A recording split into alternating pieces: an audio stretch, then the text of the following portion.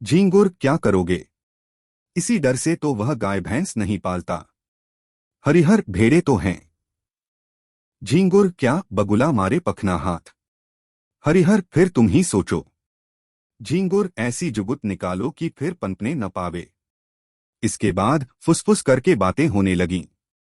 वह एक रहस्य है कि भलाइयों में जितना द्वेष होता है, बुराइयों में उतना ही प्रेम। विद्वान विद्वान को देखकर, साधु साधु को देखकर और कवि कवि को देखकर जलता है। एक दूसरे की सूरत नहीं देखना चाहता। पर जुआरी जुआरी को देखकर, शराबी शराबी को देखकर, चोर चोर को देखकर सहानुभूति दिखाता है, सहायता करता है। एक पंडित जी अगर अंधेरे में ठोकर खाकर गिर पड़े तो दूसरे पंडित जी उन्हें उठाने के बदले 2 ठोकरें और लगाएंगे कि वह फिर उठ ही न सकें। पर एक चोर पर आफत आई देख दूसरा चोर उसकी मदद करता है। बुराई से सब घृणा करते हैं, इसलिए बुरों में परस्पर प्रेम होता है। भलाई की सारा संसार प्रशंसा करता है, इसलिए भलों से विरोध होता है। चोर को मारकर चोर क्या पाएगा? घृणा। विद्वान का अपमान करके विद्वान क्या पाएगा? यश। झींगुर और हरिहर ने सलाह कर ली। षड्यंत्र रचने की विधि सोची गई। उसका स्वरूप, समय और क्रम ठीक किया गया। झींगुर चला तो अकड़ा जाता था। मार लिया दुश्मन को, अब कहा जाता है।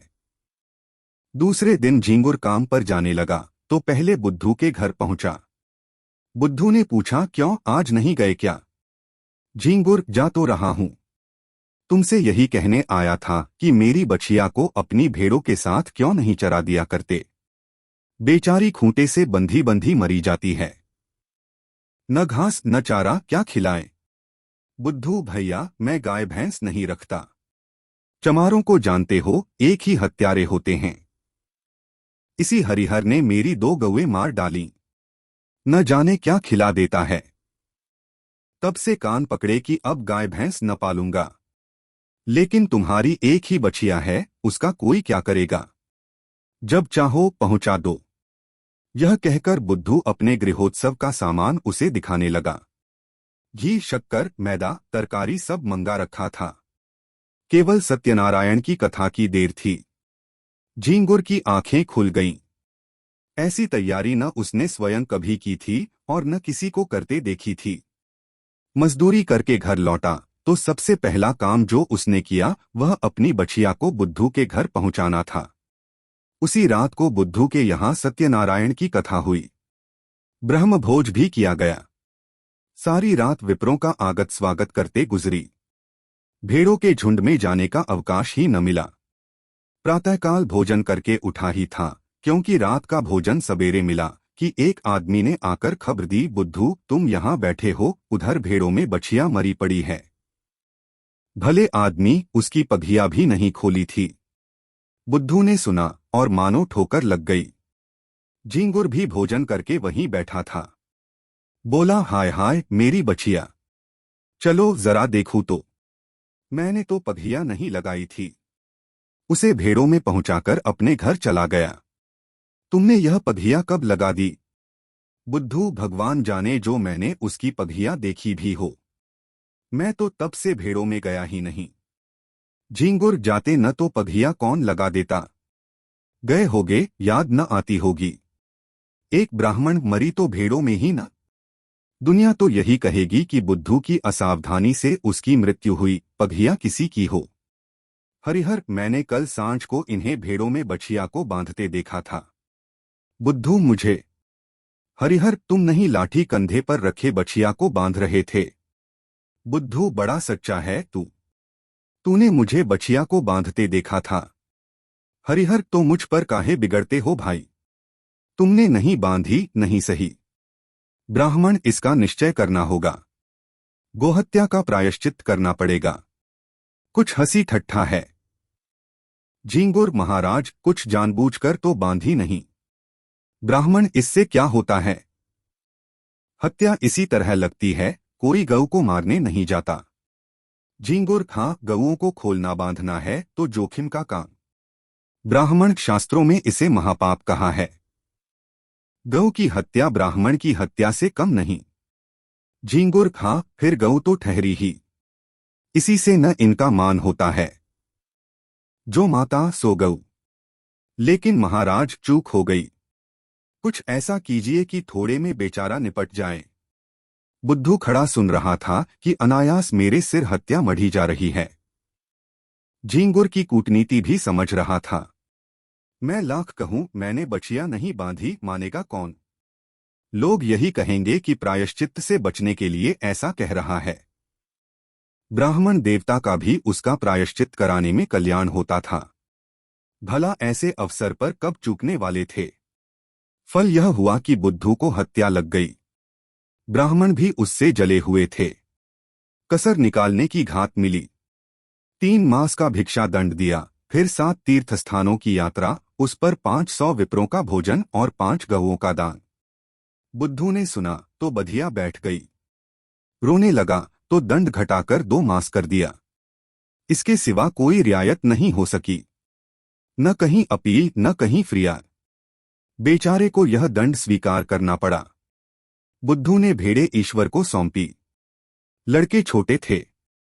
स्त्री अकेली क्या क्या करती। गरीब जाकर द्वारों पर खड़ा होता और मुंह छिपाए हुए कहता, गाय की बाछी दिया बनवास। भिक्षा तो मिल जाती, किंतु भिक्षा के साथ 2-4 कठोर अपमानजनक शब्द भी सुनने पड़ते। दिन को जो कुछ पाता वही शाम को किसी पेड़ के नीचे बनाकर खा लेता और वहीं पड़े रहता। कष्ट की तो उसे परवाह न थी। भेड़ों के साथ दिन भर चलता ही था, पेड़ के नीचे सोता ही था। भोजन भी इससे कुछ ही अच्छा मिलता था, पर लज्जा थी भिक्षा मांगने की।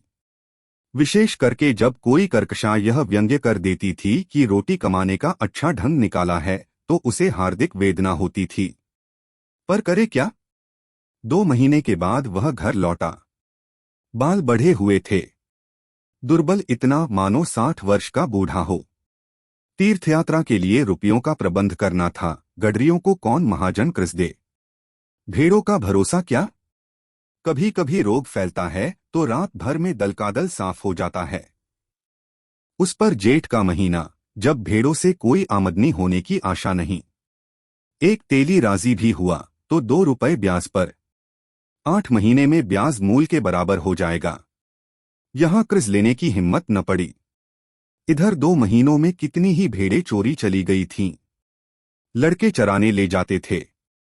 दूसरे गांव वाले चुपके से 1-2 भेड़ें किसी खेत या घर में छिपा देते और पीछे मारकर खा जाते।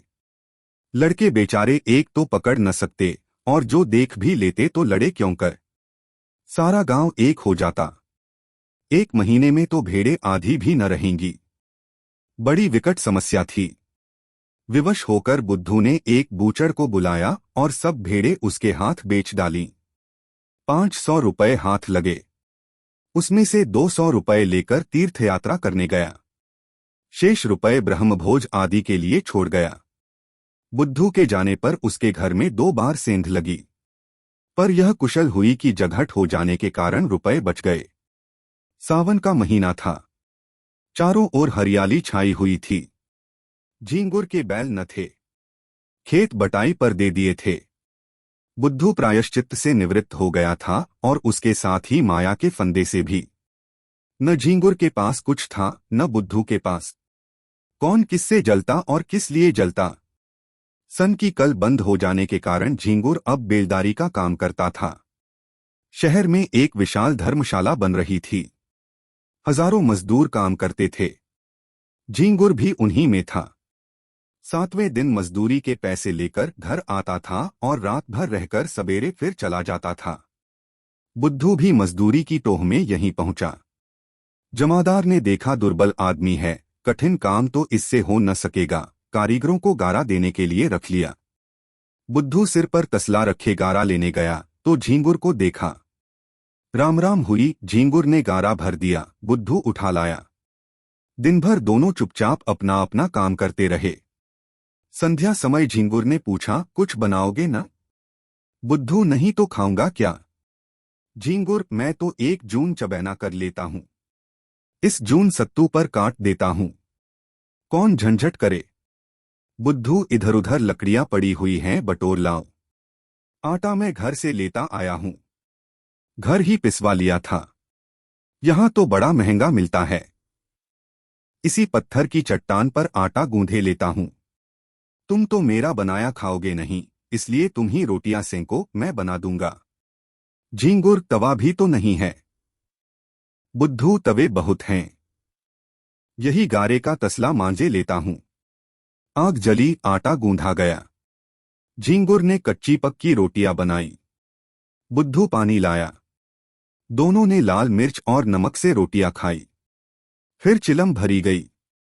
दोनों आदमी पत्थर की सिलों पर लेटे और चिलम पीने लगे। बुद्धू ने कहा, तुम्हारी ऊख में आग मैंने लगाई थी। झींगुर ने विनोद के भाव से कहा, जानता हूं। थोड़ी देर बाद झींगुर बोला, बछिया मैंने ही बांधी थी और हरिहर ने उसे कुछ खिला दिया था।